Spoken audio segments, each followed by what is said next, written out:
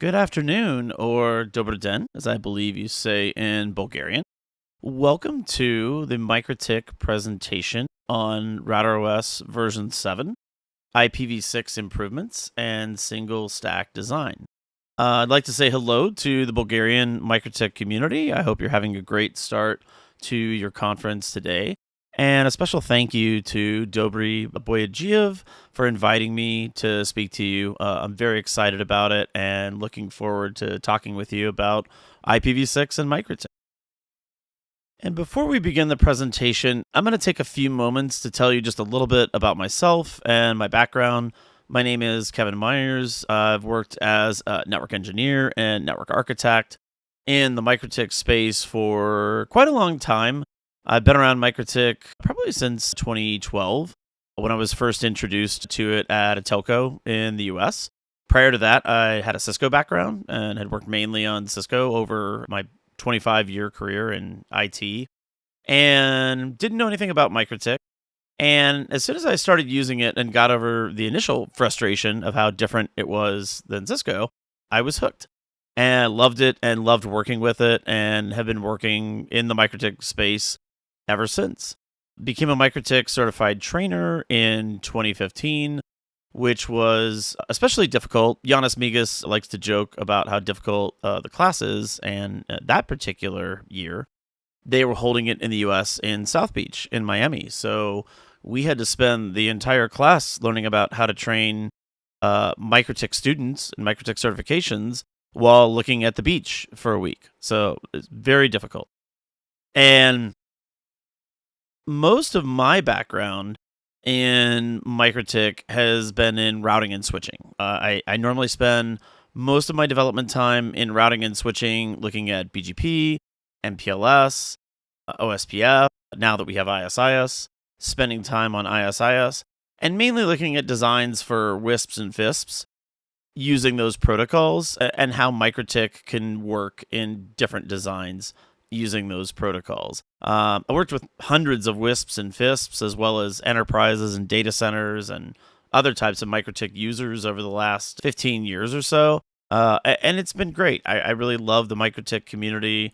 It's a very tight-knit community, and I love meeting people and having opportunities like talking to you about IPv6 and MikroTik.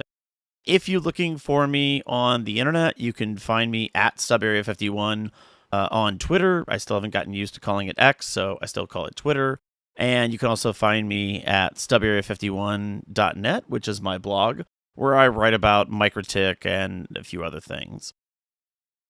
Some of the areas of interest for me professionally that I work in, first and foremost, you'll see the meme to the right. I love memes. I love creating memes. If you go on Reddit, networking memes, you'll see a number of memes that I've created over the years. I put them out on Twitter and LinkedIn and pretty much everywhere that I can blast them out. And you can tell some of the areas that I'm passionate about and that I like working in by looking at my memes, because the areas that I've listed below are usually the things that I tend to talk about and also joke about. But IPv6 adoption is something that I'm very passionate about. I've spent a lot of time on in working with it, and not only in migrating networks to IPv6, but also testing and looking at what's possible with IPv6, which is one of the reasons I chose this presentation. I also spend time in white box and commodity design. MikroTik is technically a commodity network hardware element. There's other commodity vendors out there that I've worked with. I've also done work with white box, where you're separating the hardware from the software. Solutions like IP Infusion, UV Space, EdgeCore, things like that, and how those can complement MikroTik in network design for ISPs and data centers and even enterprises now. Most of my focus, as I look at it professionally in design, is tier 2 and 3 ISPs. That's mainly the space that I tend to find MikroTik and white box and commodity design used in. And the last thing that I spend a lot of time on, and I'm probably as passionate about as IPv6, is network engineer professional development communities.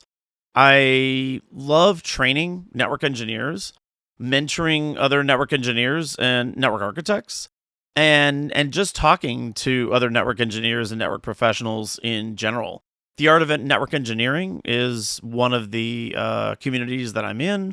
You'll find me in the MikroTik Discord. And there's probably a bunch of other communities that are out there, and I'll try to list those in the notes of the presentation so you can see what those are. So let's jump into it and talk about some of the improvements in MikroTik with respect to IPv6. And we're going to start with one of my favorite topics, which is BGP. And MikroTik fixed a lot of things in RouterOS version 7 that were challenging in RouterOS version 6 as it relates to BGP. Probably the first and most important is IPv6 recursive routing. IPv6 recursive routing didn't really work correctly in RouterOS version 6. As I understand it, it had something to do with the Linux kernel that was being used in RouterOS version 6. It was very old. And that was something that they fixed by going to a newer kernel in RouterOS version 7. I've tested that. It works very, very well. And it also paved the way for eCMP support, not just in BGP, in other protocols as well. But in BGP especially, being able to do eCMP over IPv6 is something that didn't work well or at all in RouterOS version 6. And it does now finally work thanks to the update in the kernel. So that's a very, very good improvement that I'm happy to see. And that ties into the next item on the list here, which is IBGP route reflection, because routing recursion is an important fundamental part of that. You could kind of make it work a little bit by hacking the next hop self in BGP without using an IGP, but it wasn't great. It didn't really work the way that it was intended to be designed.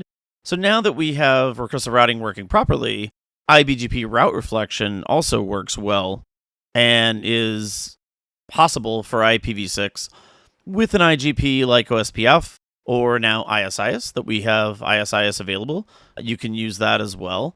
And with the new VRF and BGP role supports that we have now in MikroTik, this creates a very solid platform for building overlays and underlays, especially if we're going to look at a single stack network. One of the more recent additions to BGP for IPv6 has been VPNv6 support. It's been on the roadmap for a while, but it has just gotten added in 7.15. And if you're not familiar with VPNv6, this is one of the AFIs in BGP that allows you to create multi-tenancy for networks. Often it's used with enterprises. Somebody asked me recently why you would use VPN v6 or VPN v4 as compared to a layer 2 VPN like VPLS. And the example I gave was a enterprise that had a lot of sites, that maybe has thousands of sites, or maybe an energy company, utility, that has thousands of sites. Generally, you don't want to connect those sites over a single L2 domain.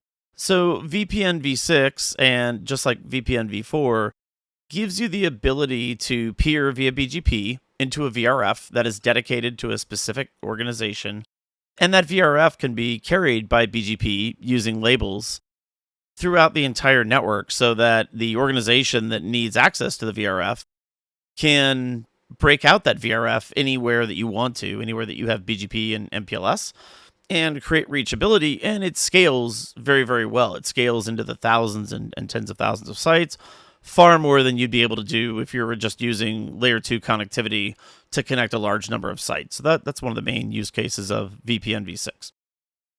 And the last item on the list is RFC 5549 support, which allows us to do IPv4 prefixes using IPv6 next hops. And I don't see this used a whole lot, but I think that if you weren't running an MPLS network and you needed a way to overlay IPv4 directly without a lot of complication and tunnels, this is one way that you could do it. So I think eventually we'll see RFC 5549 support added, because MikroTik has had it on the roadmap for a while. I think, if memory serves, the RFC has actually been updated to a new number, but I'm not sure what that is, so I'll have to put that in the notes later once I go look that up.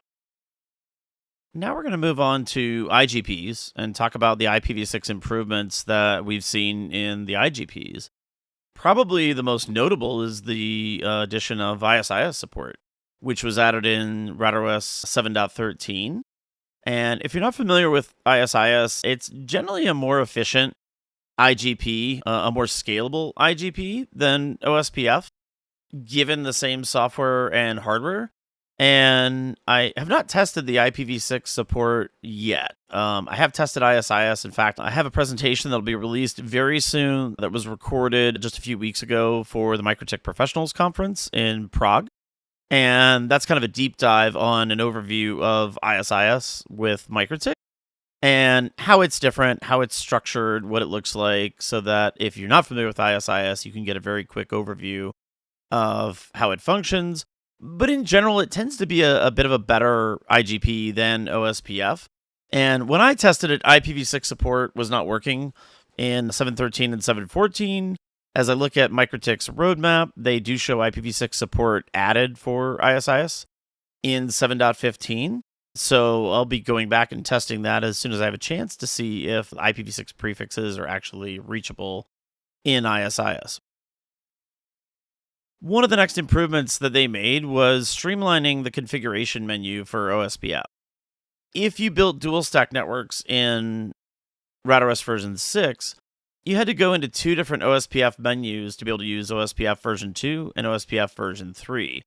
Now OSPF has a single menu for whichever instance that you're using. If you're using all IPv6 or all IPv4 or mixed, you can put all the instances under the same configuration menu, and that's streamlined the config management quite a bit. It's a very positive change for RouterOS version 7 with respect to OSPF. One of the other surprise changes that I saw come in to RouterOS version 7 fairly recently is the accumulated IGP metric, or AIGP. And this is something that I've heard people asking for a long time in MikroTik. That is something you tend to find in other vendors with a slightly more advanced routing stack.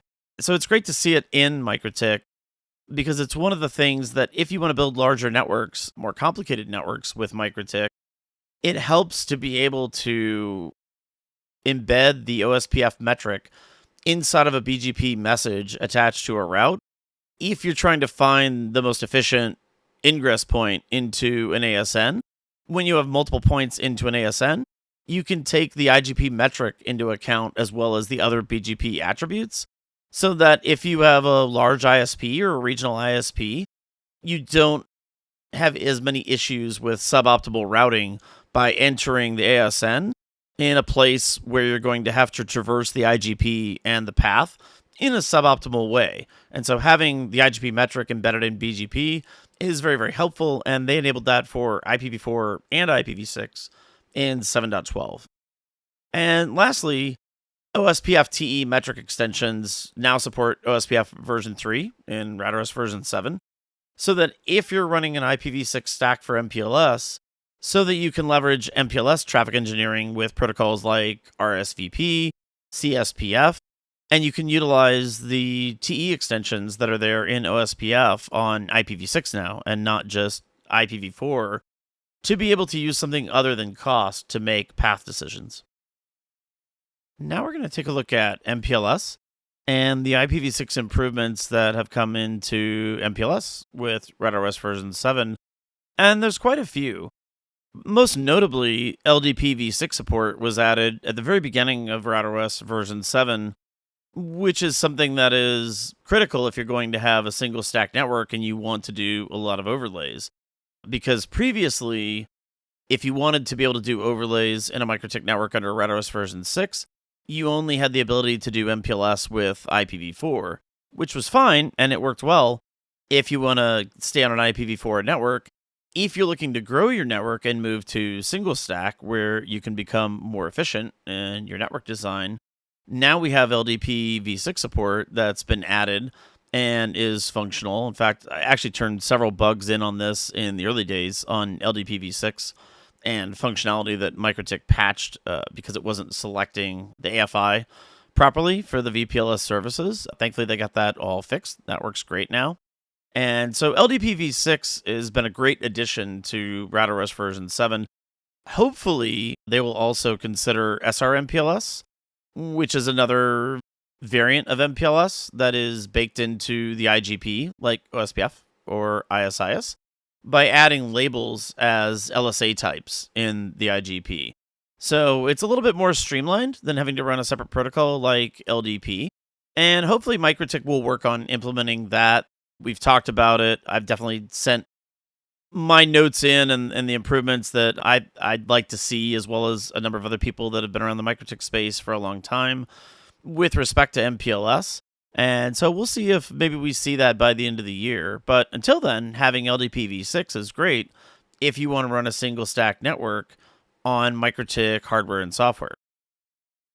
And the other thing that they've supported now that they've got some of the bugs worked out is LDP dual stack. So even when you're running a single stack network, there may be a few places where you do need to run dual stack for one reason or another. So if you need to run LDP with IPv4 and IPv6 AFIs, the ability to run both of those in MikroTik has been supported since 7.3, and it had some issues just like LDPv6 support did in choosing between the AFI.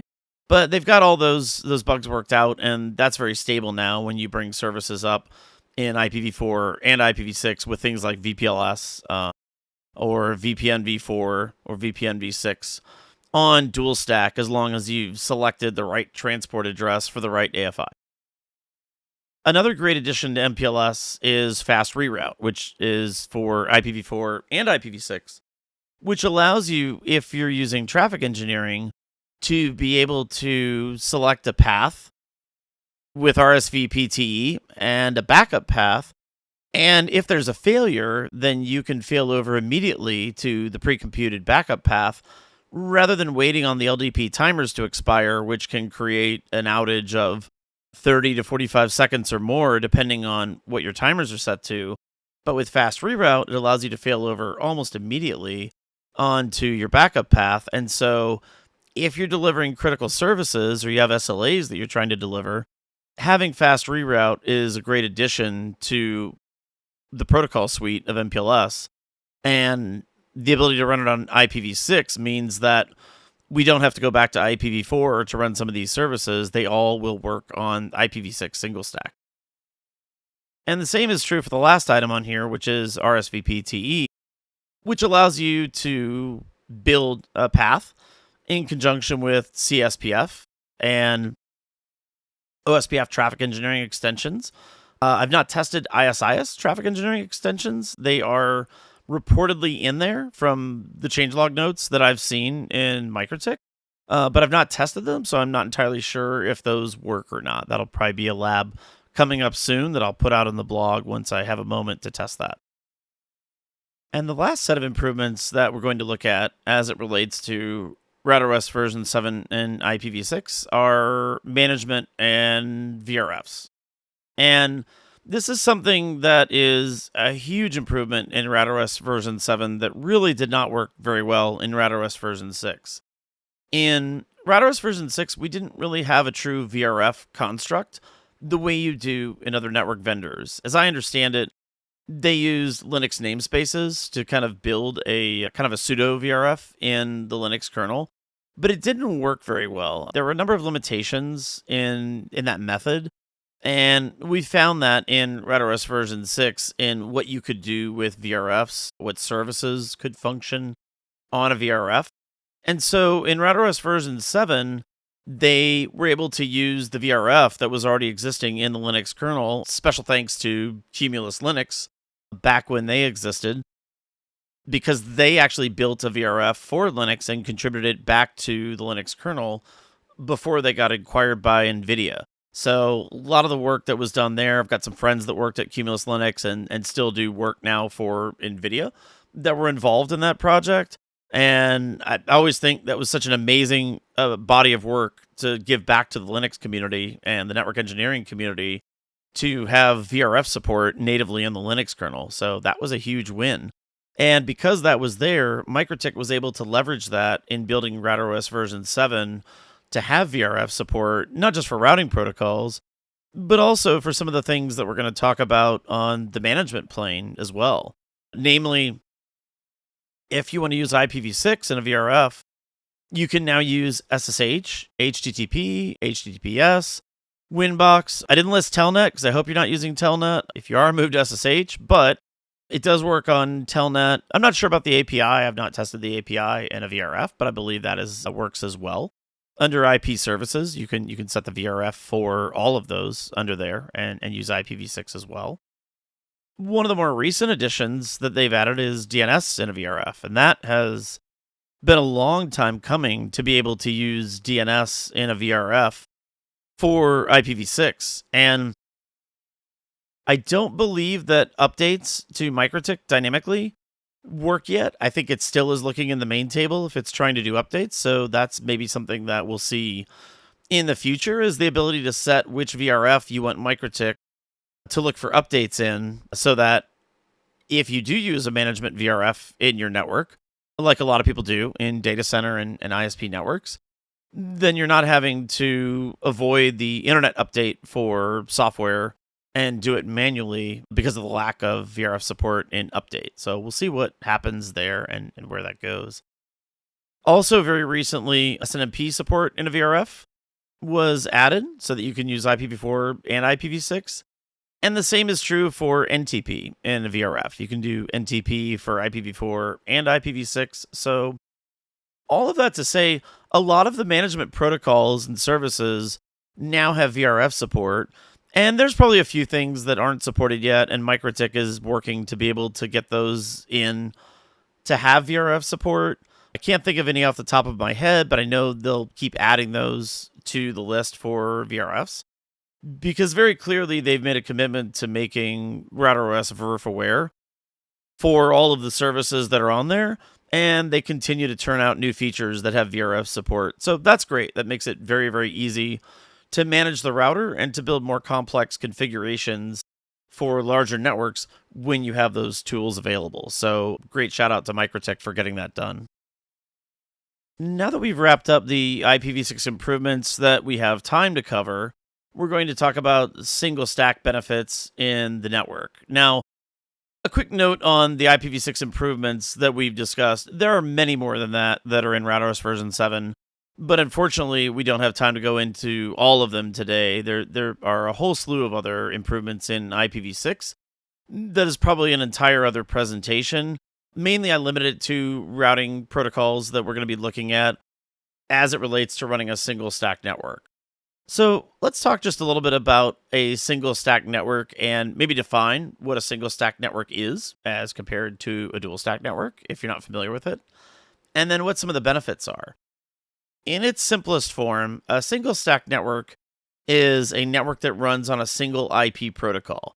That could be IPv4. That would be a single stack network. If you've never run IPv6 in any area of the network and you only run IPv4, that would be a single stack network.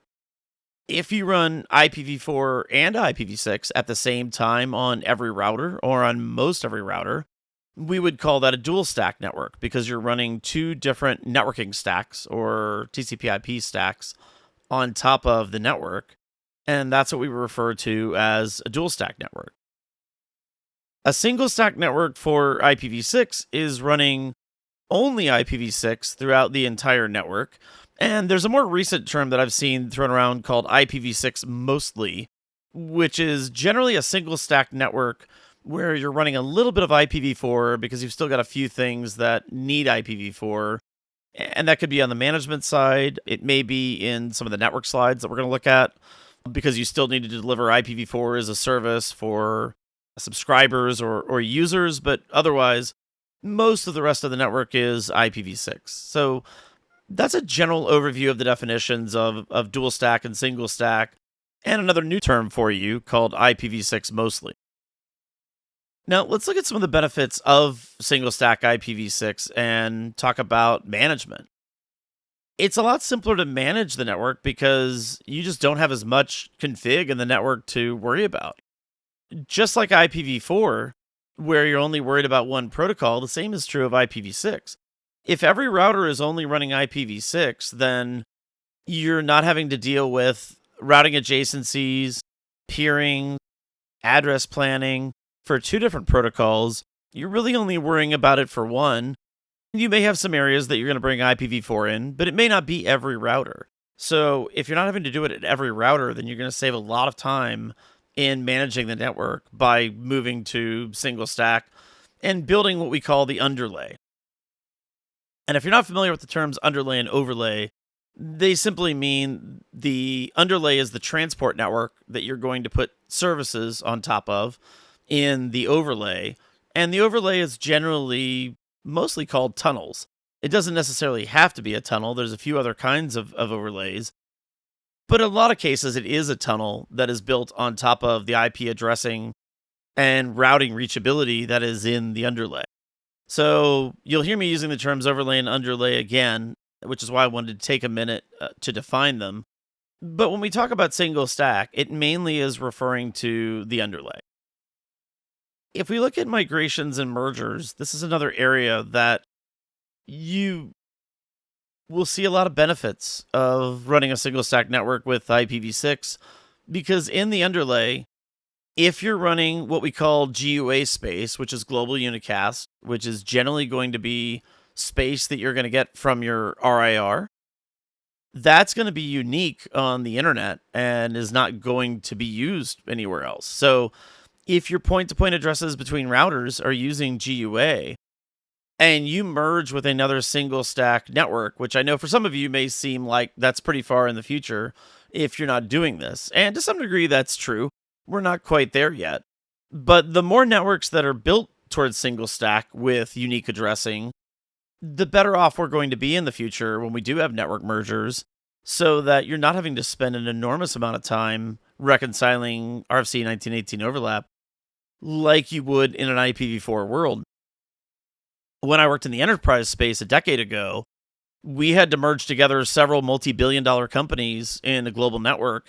And I think out of the year it took us to merge part of those networks together, the first 6 months was just doing the address planning and reconciling the overlap across thousands of locations and literally dozens of data centers. It took a long time. It took a large team to accomplish that. And most importantly, it took a lot of money to do that. So if we build networks that can be joined together without fear of overlap, we're going to save a lot of time, money, and energy in networks going forward and not having to worry about that overlap. So that's a huge benefit to single stack networks.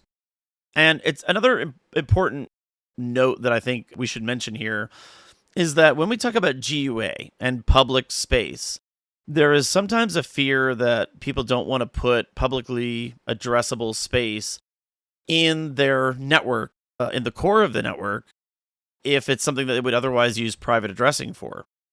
And this is going to vary by network type. ISPs don't have as much of a problem with this.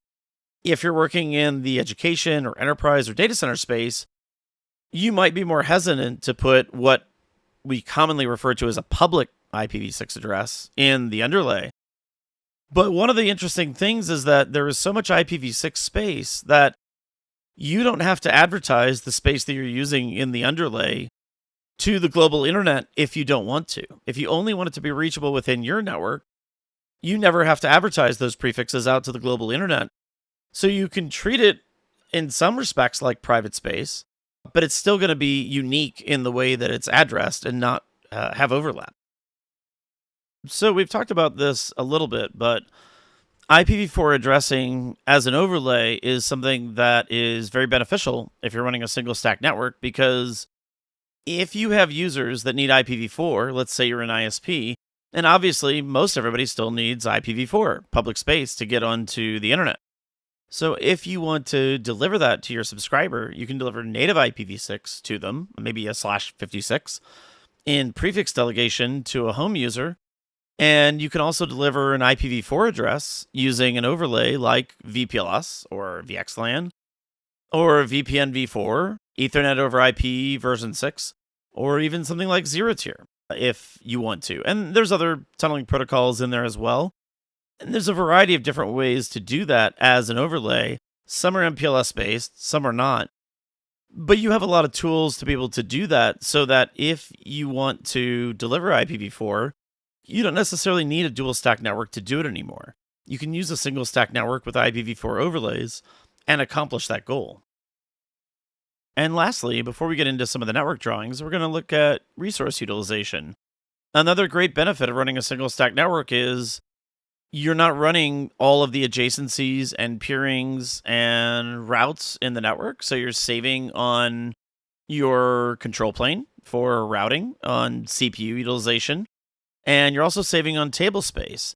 And for platforms that use the ASICs like a 2216 or a 2116 or some of the CRS switches, if you look in MikroTik's documentation in the notes, they note that IPv4 and IPv6 actually share that ASIC space.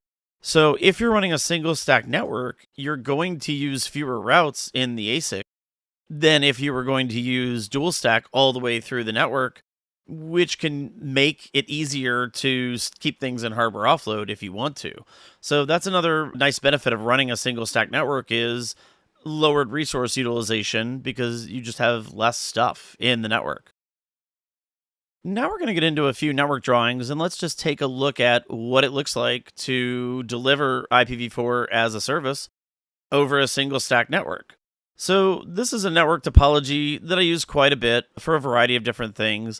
And if you can't read the addressing on here, the point-to-point addressing and the loopbacks, I've also provided a link to PDF of the slides that you can use to look at it so that you can zoom in and get a lot more detail, because sometimes it can be hard to read this on a screen, and you can follow along that way. So the first type that we're going to look at is private point-to-multipoint connectivity for IPv4 over VPLS on a single stack network. So the protocols that we need to do this are obviously OSPF version 3. I didn't include ISIS because I haven't tested IPv6 to see if it works yet. So I wanted to make sure I was using something that is known to work, and OSPF version 3 for sure works on MikroTik networks with single stack, and so that's great. LDP version 6 works without issue, so we need that. And VPLS. We need to have a VPLS tunnel to build the overlay between the 2 points. And in this case, I've used an ISP network that is a hybrid of a WISP and a FISP.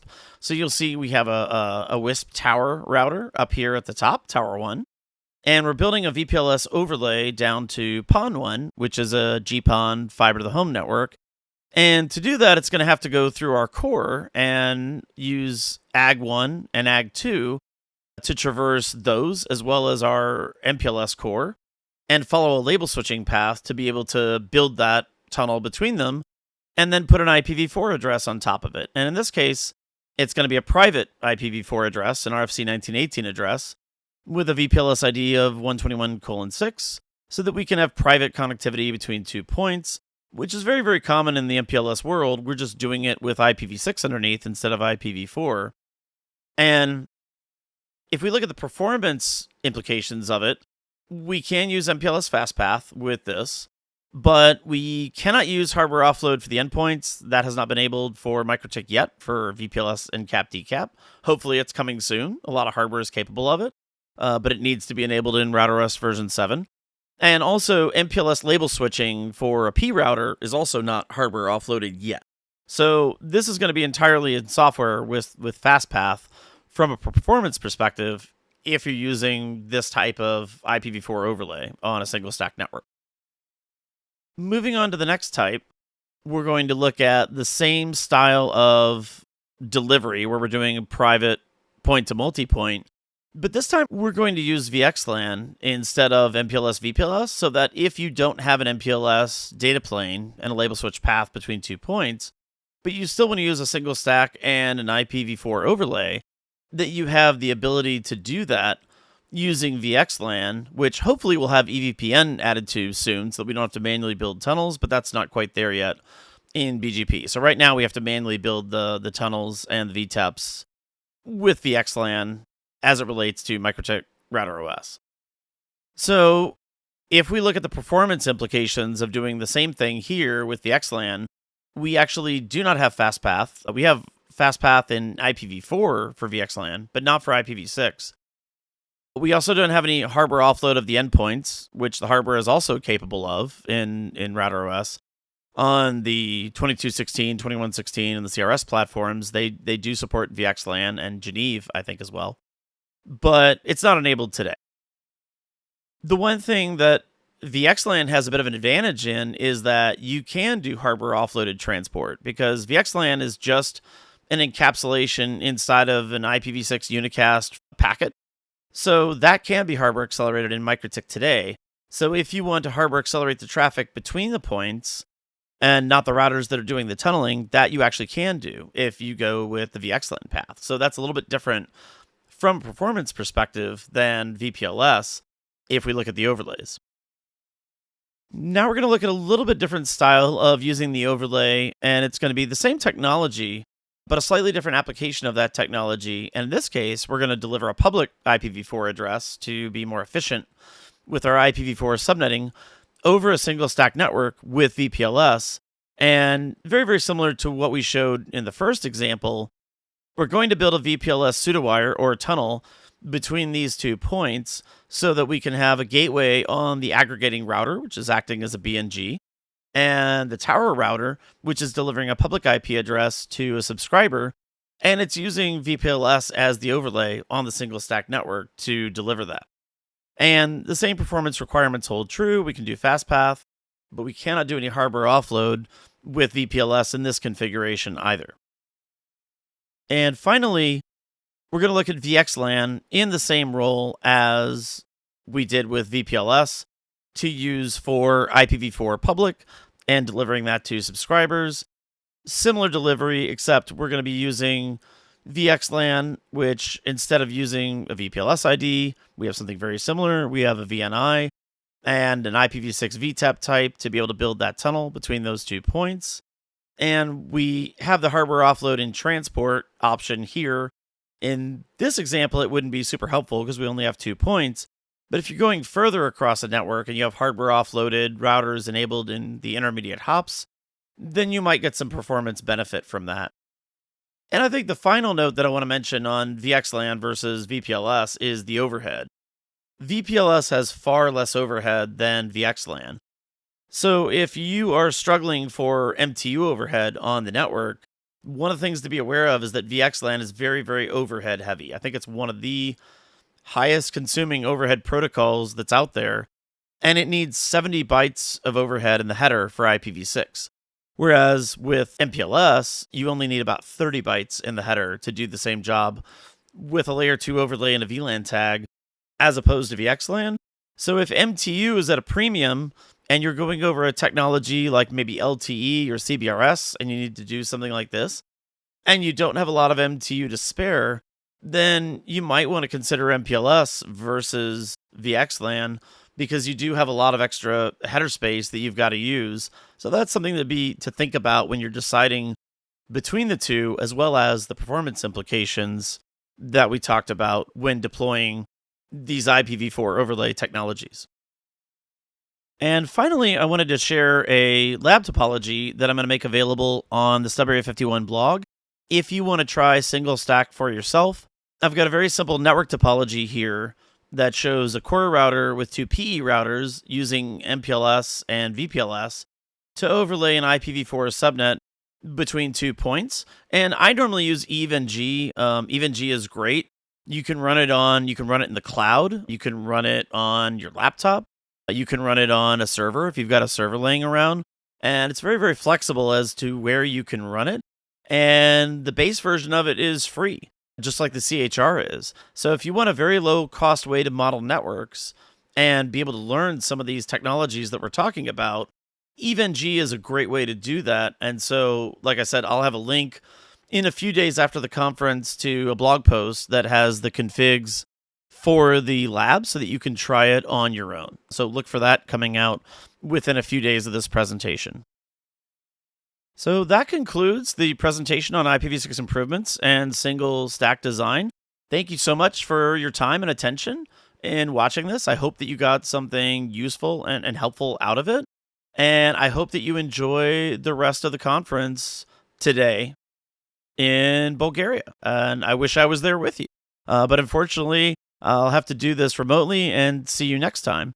If you have questions, you can send them to me at StubArea51, and you can also find me on LinkedIn. If you search StubArea51 or Kevin Myers, you can find me and certainly message me that way. And I look forward to interacting with you and hearing what your questions are. So have a great day, and thanks for listening.